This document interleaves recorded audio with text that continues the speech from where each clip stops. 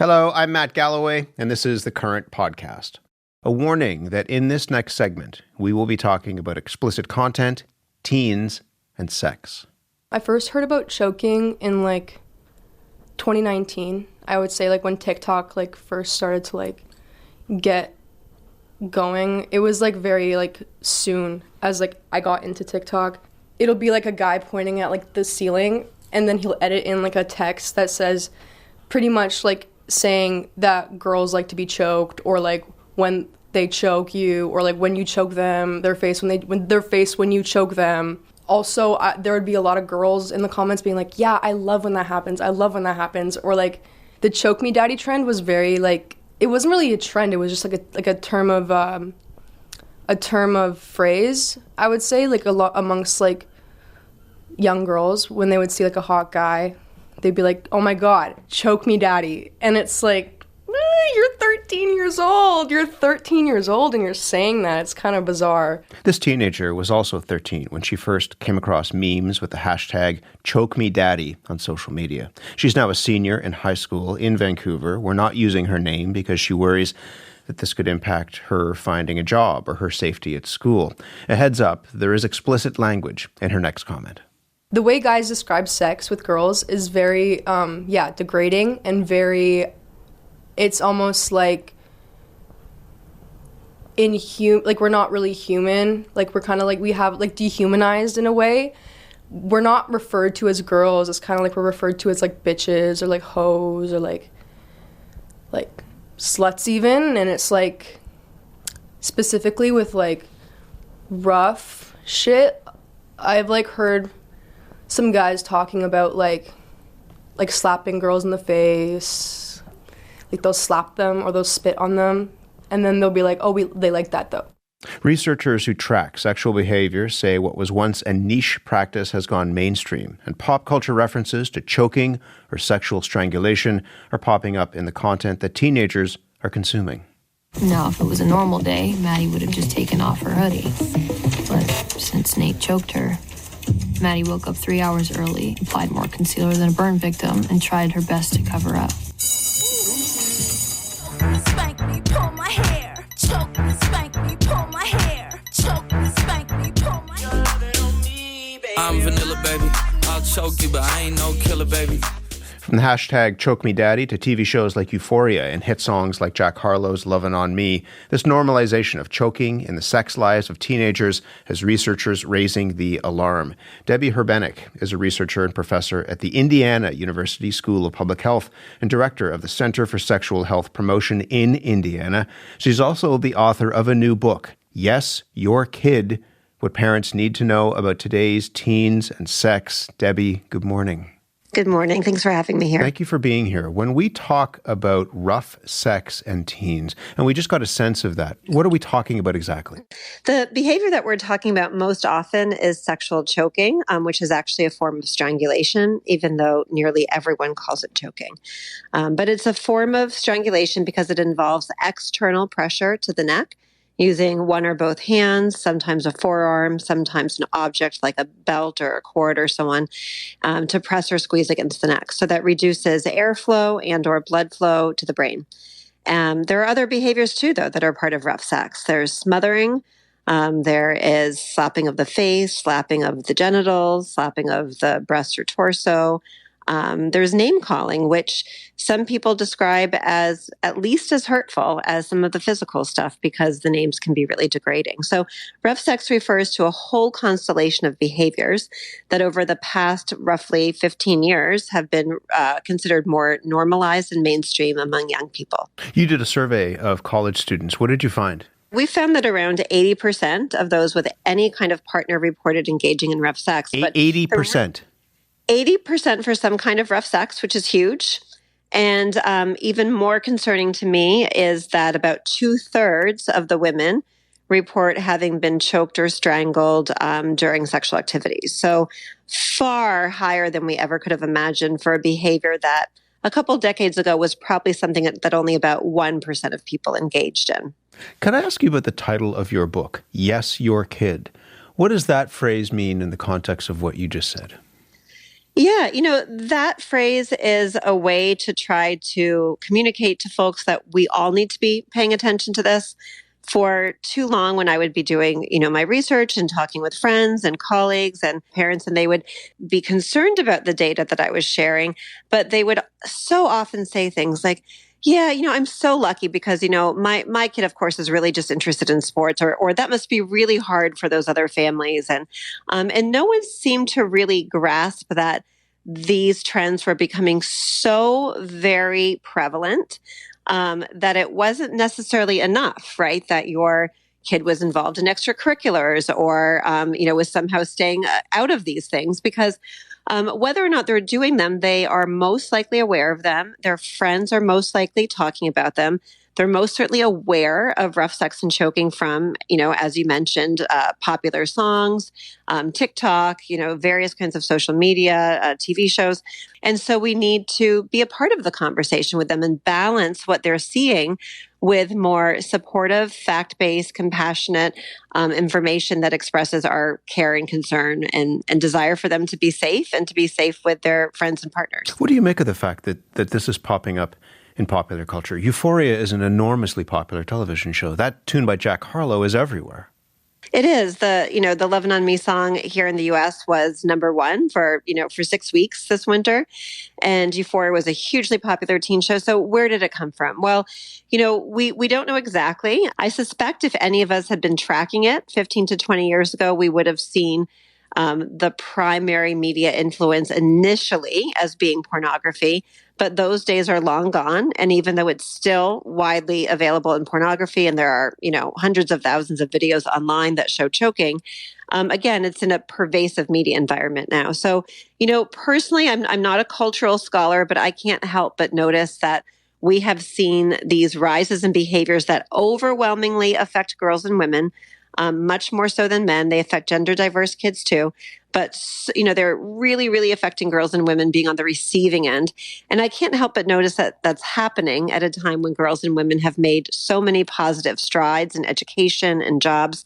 And yet we do see, a bit of a pushback and a backlash often in terms of, women's rights and reproductive health and their autonomy over their own body. I want to bring one more voice into this conversation. Peggy Orenstein is a journalist. She's spoken to hundreds of teens about their sex lives for her books, Boys and Sex and Girls and Sex. Peggy, good morning to you. Hi, Nat. You wrote a piece in the New York Times about this issue. And one of the things in that piece that you discussed was conversations that you'd had with a 16-year-old girl and a 15-year-old boy. What did they tell you? I give talks at schools, and this was in 2020. I was somewhere where a 15-year-old boy raised his hand, and in a group of boys I was talking to, and said, "Why do all girls want to be choked?" And I thought, they do? And then in the next class, which was all girls, a girl raised her hand and said, "Why do guys want to choke you?" And I thought, they do? And, that was the first time I'd heard of it. And then I started going back to some of the kids that I've interviewed over the years and talking about it. And it turned out that, that I started hearing stories.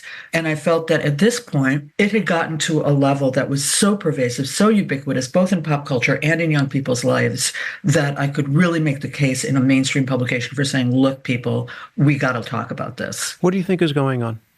I think it's two things. One, the media has huge influence over us. I mean, we know that, right? We see it in politics, we see it in everything. So if young people are getting their default sex education from porn and to a lesser extent from social media or mainstream media, and they're seeing this all the time, it's absolutely normalized. I talked to one college student, and was saying that this was a rare behavior 15 years ago, and they were stunned by that. Not that it was so pervasive now, that it was so rare then. They just didn't know that. I think that there's a lack of awareness of the potential impact of it. But also, we have done such a poor job of educating our young people about sex and about relationships. And we continue to think that if we just don't talk about it, either they'll figure it out or they won't do it.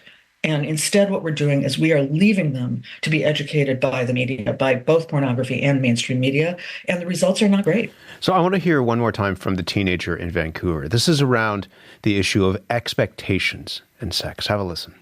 There is a lot of pressure on girls when it comes to sex. I think that if you don't put out, then you're a prude, or if you do, you're a slut. And it's kind of like, we can't win either way.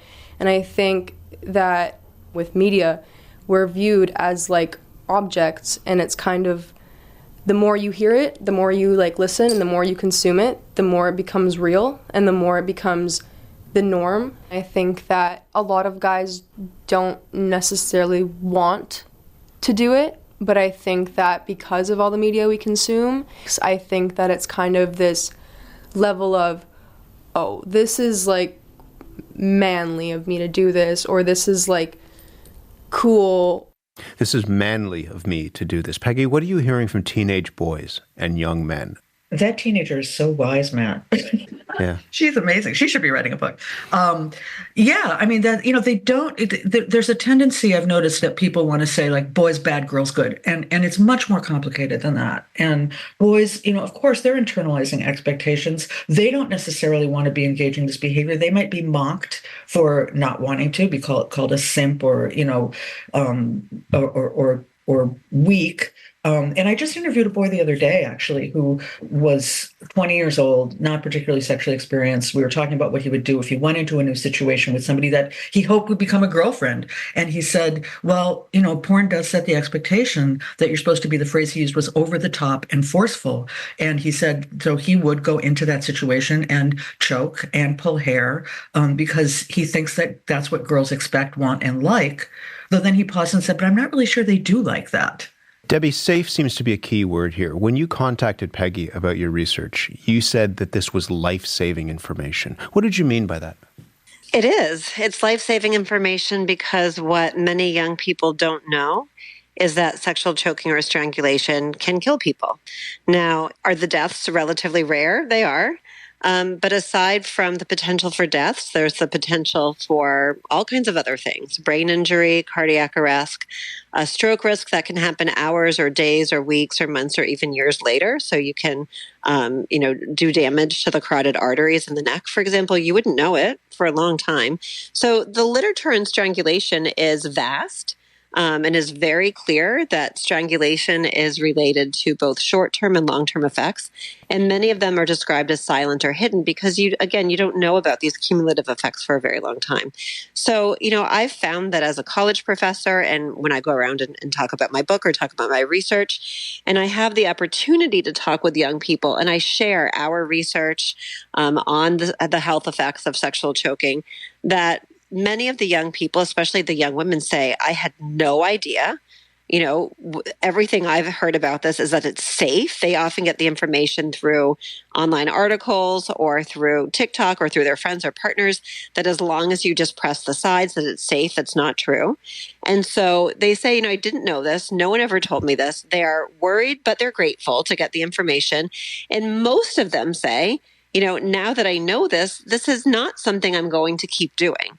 But that is what I meant, when Peggy and I have talked about this. I think it's life-saving information and health protective information because it is something that, again, young people don't seem to know, and they should. Well, and parents, too, to your point, and back to the title of the book, Yes, Your Kid. There are a lot of parents who will hear this conversation who will be alarmed, freaked out, think, well, this couldn't possibly be my child, but then you've kind of addressed that, and they would say, I had no idea that this was going on. So how do you go about engaging your children in conversations about this when even talking about sex can be really uncomfortable, and kids can shut it down? Yeah, kids are really skilled, especially teenagers, are acting like they're not listening to us, but they often are. And they're often, my college students say, so they were so grateful that their parents took the time to talk with them, even if it was just an awkward conversation on the way to soccer or ballet in the car where no one could look at each other, right? So have the conversation anyway, first and foremost. Where no one could look at each other, I think, is kind of a key thing, right? If you're in the car, that no one's going to be embarrassed by what they're talking about. Exactly. You don't have to make eye contact. It's kind of the classic place where sex educators recommend, talk in the car. It's one place. It's not the only place. But, I think we talked about the downsides about choking and other kinds of rough sex being pervasive in the media. The upside for a parent's perspective is that we now have teachable moments, right? If your kid likes Jack Harlow, well, now you can talk about that song and ask, well, what do you think about this? Like, have your friends, like, do you talk about choking? Do you know what this means? What does it mean to you?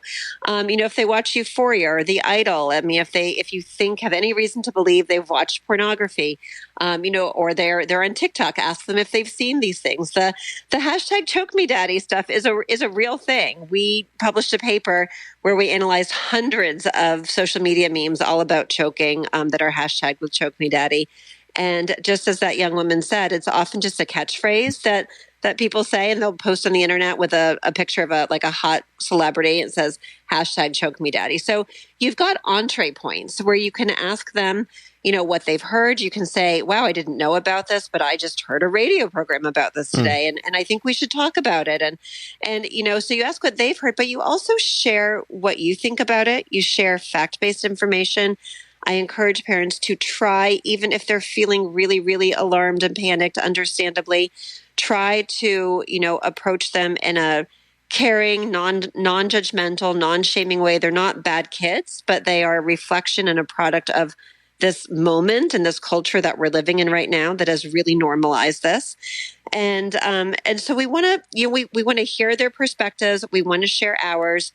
We want to let them know about the health risks because, kids don't usually want to hurt each other or hurt themselves. And in my experience, most of them, if given enough information, will realize that this is not a behavior that they probably want to continue engaging in. Peggy, you said that you're worried, but you also wrote that, and I think people who understand your work over time would understand this, that you're hardly, the anti-sex, wait until marriage type of message provider. What are the messages that you would want to convey to girls and to boys about this? Once more, ideally, hopefully, this is embedded in, and I think Debbie really does this beautifully in Yes, Your Kid, but it's embedded in a larger conversation that is about what sex should and can be, and encourages them to think about the role of sex and relationships and love and connection in their lives and what they want. In interviewing kids, one of the things that's really been remarkable to me is how through the course of the interview, they work those things out. And at the end, invariably, they thank me because they've never been able to have these conversations where they've been able to think about things that are hard, things that are painful, things that were pleasurable, and try to come to some sense of their own values, ideas, desires, wants, needs, and, what they want to do moving forward.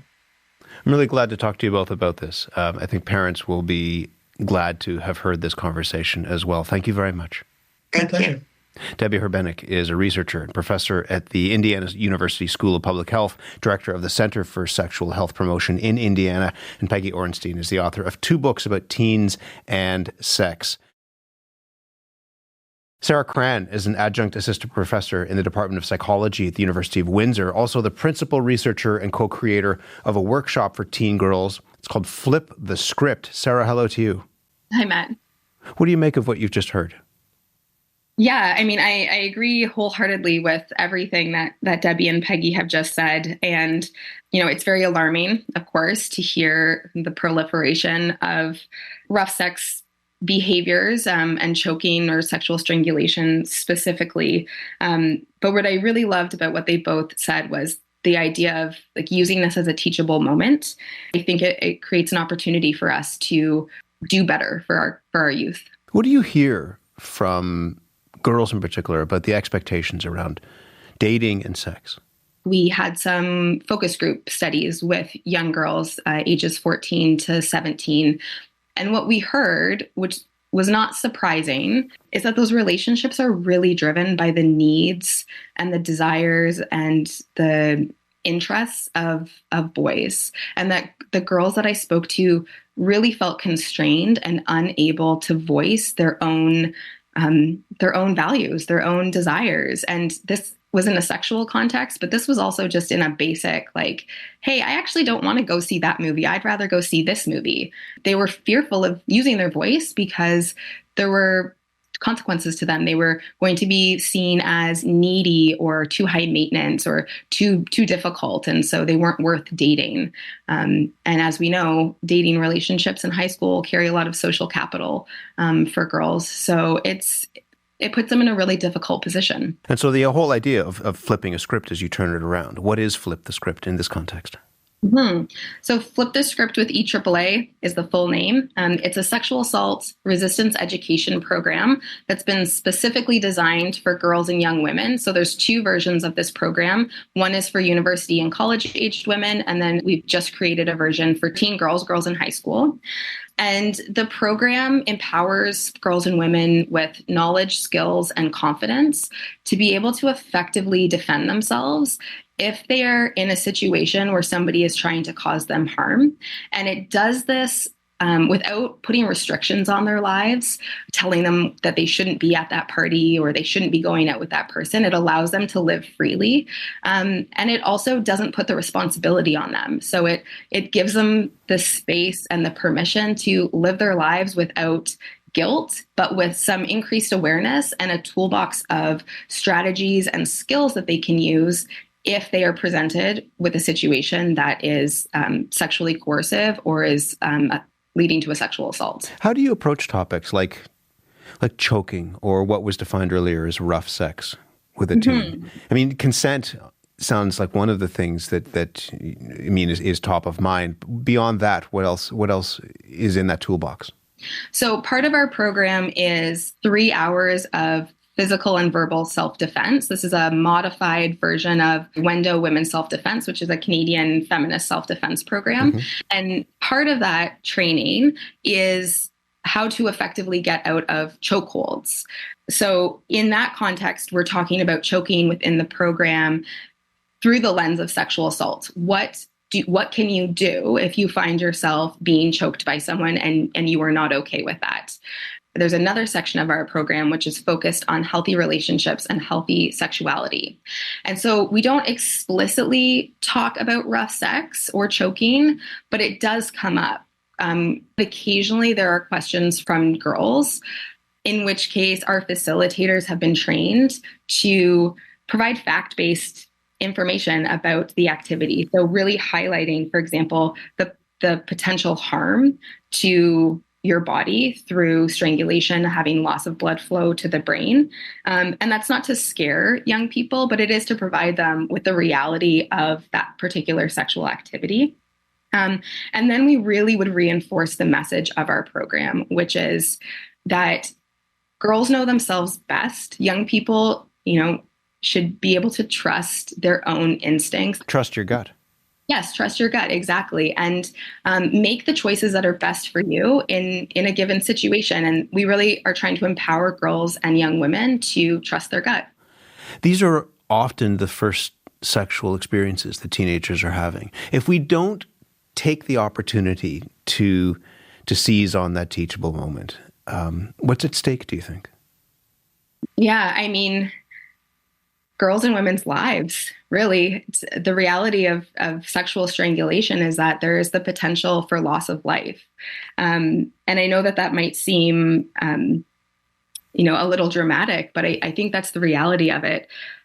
More generally, I think if we miss these opportunities to talk to young people and have honest, non-judgmental, non-shaming conversations with them about their sexual lives, their sexual health and well-being, we're risking setting up young people to grow into adults who don't have the necessary skills, communication skills, boundary setting skills, relationship skills to be able to navigate intimate and sexual relationships through their life. So I think it's such a critical time. Adolescence is such a critical time to have these conversations. I have 2 young daughters myself, and so I think about this a lot and how these conversations are going to unfold. And even in my own education background and the work that I do, it's still a bit of a daunting thought to have these conversations, but I think it's essential. Sarah, thank you for this. Thank you, Matt. Sarah Cran is an adjunct assistant professor in the Department of Psychology at the University of Windsor, also the principal researcher and co-creator of Flip the Script.